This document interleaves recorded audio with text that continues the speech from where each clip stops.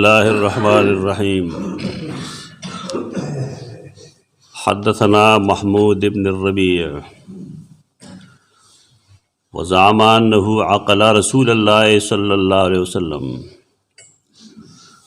وعقل مجة مجها من دلو كان في دارهم ثم حدث عن عتبان حديثه السابق. کم حدیث چې پرون تاسو تفصیل ویلو تو سیدنا عتبان بن مالک رضی اللہ عنہ چې هغه معذور او سترګو باندې د قوم امامو کله کله به سره قائد و او کله به نو،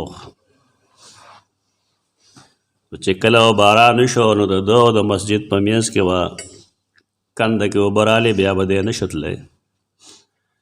هغه هم د ماسخوتن په ټایم کې رسول الله صلی الله علیه وسلم نے اجازت غوښته، هغه بیا اجازت ورکړه چې خیر دی که ته جمع له نه ځې نو خیر دی. نو هلته دغه صحیح عذر دی. نور څه عذرونه واښودلي وو چې دومره زیاته یخنۍ چې انسان مړ کېږي، دومره زیاته سیلۍ چې انسان غورځېږي د هغې نه، یا انسان ته یقین وي چې بار دشمن ولاړ دی او که زه ځم نه مړ کوي نه، نو دا عذرونه دي. د دې په بنیاد باندې که سړی جمع ته لاړ نه شي نو خیر دی. لیکن زمونږ چې کوم عذرونه وي دا عذر نه دی، دا بهانه ده. دې بهانه باندې الله ناراضي. کوشش کوئ چې هر مونځ جماعت سره کوئ. دا اوس چې کوم حدیث وی دی همدغه هم رالیکلی دی امام بخاري، یو ځای کې دغه هم رالیکلی دی 77 نمبر حدیث کې، اور وروسته بیا 839 او 840 دو ځایونو کې تفصیلي لیکلی دی. خو هغه تفصیلي خبره کومه چې پرون راسې مونږ کوو هغې ته پرېښې ده، ابتدا یې د هغې نقل کړې ده. محمود بن ربیع رضی الله عنه دا صحابي دی،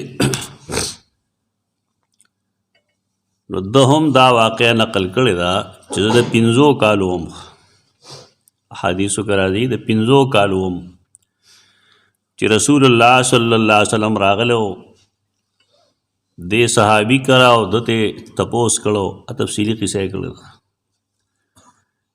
دا حدیث ما اگر چې مختصر دی خو د یو څو مقصدونو دپاره ویلی دی. یو مقصد دا دی چې د تعلیم او د تعلم عمر هغه د ورکوټوالي عمر دی. په لویوالي کې انسان څه نشي زده کولی، بلکې څه چې زده کړي نه هغې ته میرېږي. د تعلیم او تعلم د یادولو، د سبق ویلو، د هنر زده کولو د دې عمر دا د ورکوټوالي عمر دی. په دې وجه خپل بچي درس ته کېنول، قرآن ته کېنول، حدیث ته کېنول دا ضروري دی. هغه غلطي مه دوهراوئ کوم چې ستاسو مشرانو تاسو سره کړي، تاسو یې په وخت جومات ته نه یې بوتلي. دا غلطي د مشرانو ده، الله یې د هغې غلطۍ معاف کړي، خو دا غلطي ده. ماشوم په ماشوموالي کې جومات سره عادت کول دا د مشرانو کار دی. دینی علوم کوي او که دنیاوي علوم وي دا په بوډاوالي کې یا په 25 کاله پس نه زده کېږي، دا د 55 عمر کې زده کېږي. دې وجه د امام بخاري دا حدیث چې نقل کړی دی اول کتاب العلم کې لیکلی دی، او هغې ته باب دغه شانتي ایښی دی چې هغه لومبنی کم عمر دی چې انسان په هغې کې حدیث اورېدی شي. نو دی هغه وخت کې د 5 کالو دا صحابي. ماشوم د ماشوموالي نه مسجد سره، کتاب سره، علم سره عادت کول پکار دی. که مونږ یې د ماشوموالي نه هغه څیزونو سره عادت کوو کوم چې زمونږ کورونو کې موبایل سره عادت کوو، ټي وي سره عادت کوو، د په ژوند باندې څخه آثار وروستو نه ښکاري.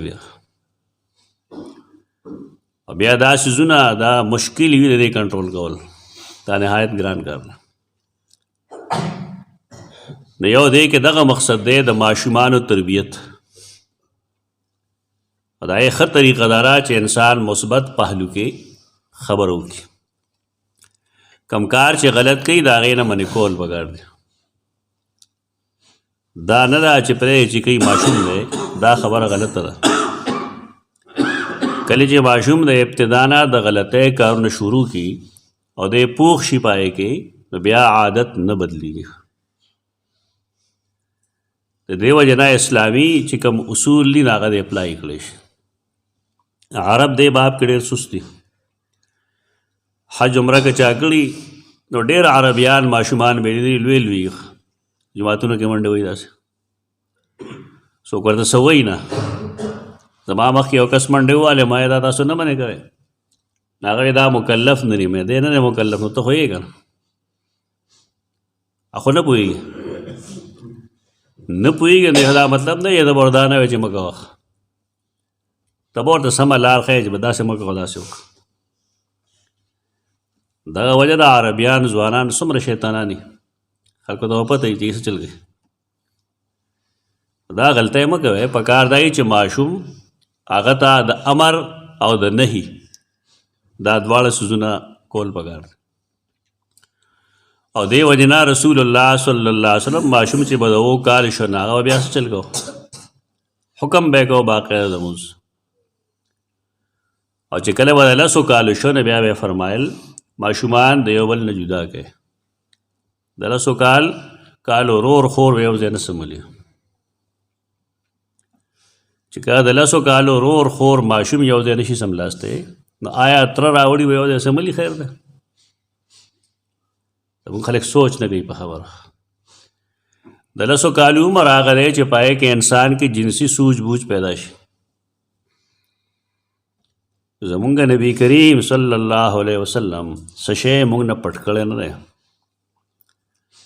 موږ ته غیرت هم ښودلی دی موږ ته دین هم ښودلی دی موږ ته تقوا هم ښودلی ده موږ ته سخاوت هم ښودلی. د بچو تربیت دپاره دا ضروري ده چې د 2 کالو شي د مونځ ورته وایه چې د 10 کالو شي د دې مزاجع بسترې یو بل نه جدا کړي. او بیا یې فرمایل چې مونځ نه کوي نو وهی راوهی دغه وخت کې دا تادیبي کارروایي وي. دا والا نه مطلب چې ته مرګ له ووایې تادیبي کارروایي کولی شي. یو خدای کې دغه خبره ده چې د 15 کالو ماشوم هغه دینداری ورته خول غواړي څه زباني ټکي ورته خول غواړي. مونږ غلامان یو ذهني زموږ ماشومان چې کیټ ریټ ویل شروع کړي مونږ وایو کار وشو که خیر اگر چې سورة الفاتحه ولا نه ورځي جی کیټ ورځي ریټ ورځي فلانې شی ورځي ډینګې شی ورځي دینه څه نه جوړېږي. زموږ خپله ژبه ده الحمدلله پښتو زموږ ژبه ده او عربي زموږ دیني مذهبي ژبه ده. موږ له شکر په دی ادا کول پکار دي چې ډېرې ښکلې ژبې الله موږ له راکړي. پردو ژبو سره دشمني نشته زموږ خو دشمني زموږ دې سره ده چې سکولونو والا انګریزي داسې ښیي چې یو ماشوم له هم پښتو نه ورځي په لیکلو. هیڅ سکول کې ماشوم له پښتو نه په لیکلو ورځي نه په وینا ورځي. دا غلامي ده نو څه دي زده کوي خلک ټولې ژبې زده کوي خو خپله ژبه خو مخکې زده کوي چې خپله نه ورځي والله بیا فایده څه شوه د علم. دویمه خبره دا ده چې دی وایي رسول الله صلی الله علیه وسلم منکر راغلی نو ما ته یاد دی انه عقله د ته یاد دی د رسول الله صلی الله علیه وسلم راتلل منکر راغلو چې راغی نو عقله مجتا مجها من دلو کان فی داره او دا ورته یاد دی چې رسول الله صلی الله علیه وسلم یو ګوټ اوبه خوله کې اچولې مجه هغه اوبو ته وایي کوم چې موږ خوله کې واچو بیا داسې خوله کې وړکو وړکو رسول الله صلی الله علیه وسلم بوقه پرته وه هلته کې نو د هغې نه یې لږې اوبه چونګ کې واچولې من دلوین د بوقې نه کان فی دارې بوقه دی کره وخ لږې اوبې راواغسې خوله کې واچولې بیا خوله کې وشڼولې نو دی څه وایي زما په مخې داسې کړه رسول الله صلی الله علیه وسلم هغه ماشومانو سره ټوکې کولې. د دې نه د هغه د رحمت پته لګي چې هغه څومره مین و په انسانانو باندې. دا ټوکې نن څوک نه کوي. او محدثین لیکي د دې حدیث لاندې چې خلقو له پکار دي چې هغه ماشومانو له مینه ورکړي، خپل او پردی پکې نه وي. خو دې سره به شرط دا وي چې د فتنې خطره نه وي. لکه دې طرف ته ځان پویول پکار دي چې ډېر مشران چې کوم دي هغه اخلاقي لحاظ سره پیاده دي، خیال ساتل پکار دي. یو سړی د هغه اخلاق سم دي، بدکار نه دی، هغه ماشوم سره ټوکې وکړې، دې کې صاحب نشته. رسول الله صلی الله علیه وسلم دې باب کې ډېر شفقت کوونکی و. کشرانو باندې به ډېر شفقت کو، ډېره مینه به یې کوله. دا صحابه کرام دي چې هغوی وړې وړې مرغۍ ساتي ماشومان.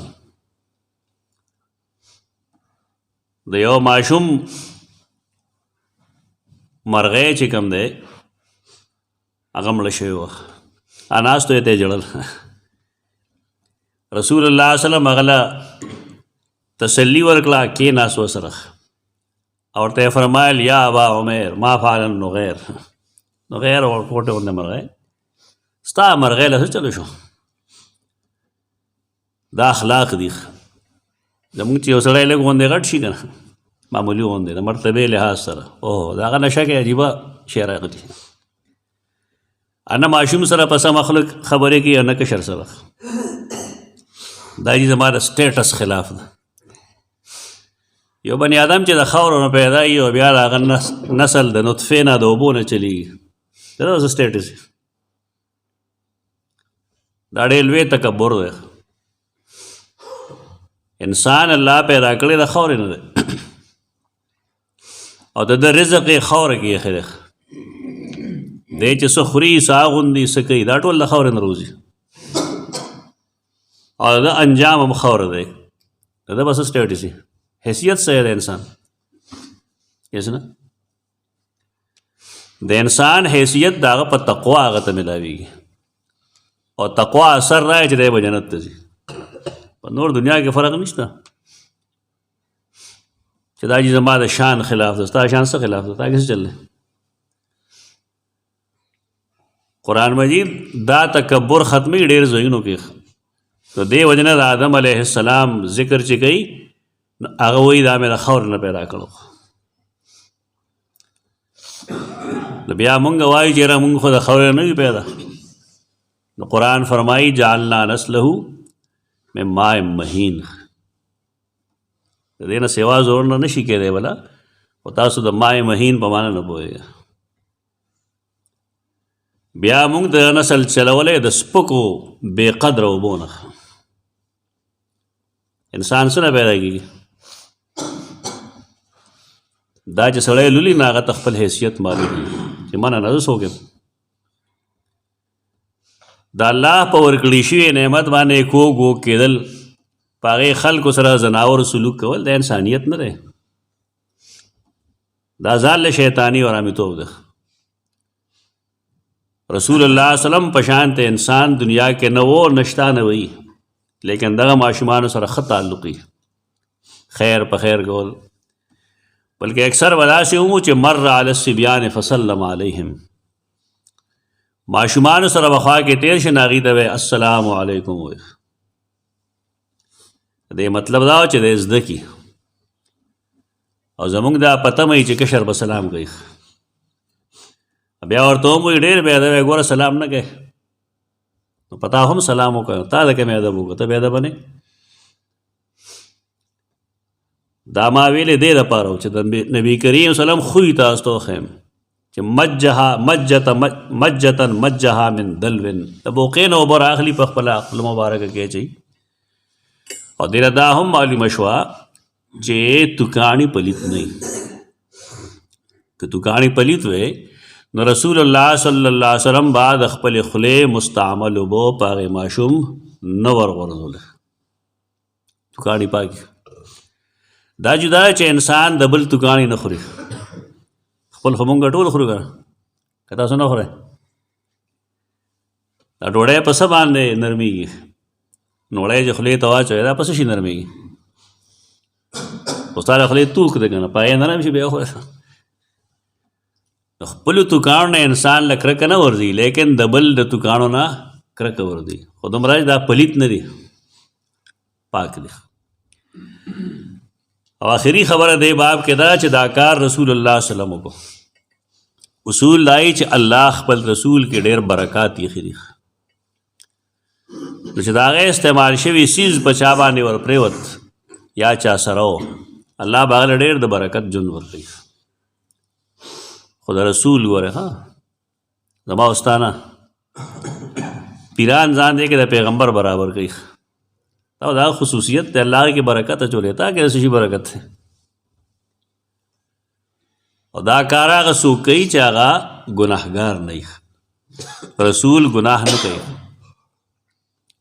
زه او ته ګناه کوو مونږ چې کله مونځ کوو نو حدیث کې راځي اودس چې کوي بني آدم نو د لاسو وینځلو سره د خپو وینځلو سره د مخ وینځلو سره د سترګو د پوزې د مخ د خولې د لاسو ګناهونه رجیږي.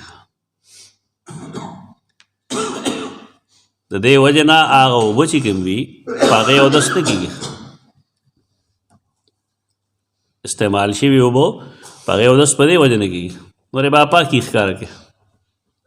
سړی چې پیشاب پاخانه کوي واړه بول لوی بول کوي دا په لاسو باندې کوي په دې خو نه مګلي دې ته حکمي پلیتي وایي. دا انسانان چې کوم ګناهونه کوي نو اوبو سره هغه اورېږي د دې وجه نه هغې اوبو باندې ته اودس نشي کولی دومره چې پلیتې نه دي. لیکن د رسول الله صلی الله علیه وسلم مستعمل و صحابه کرام به په هغې اودس کو ولې د هغه ګناه نه وه.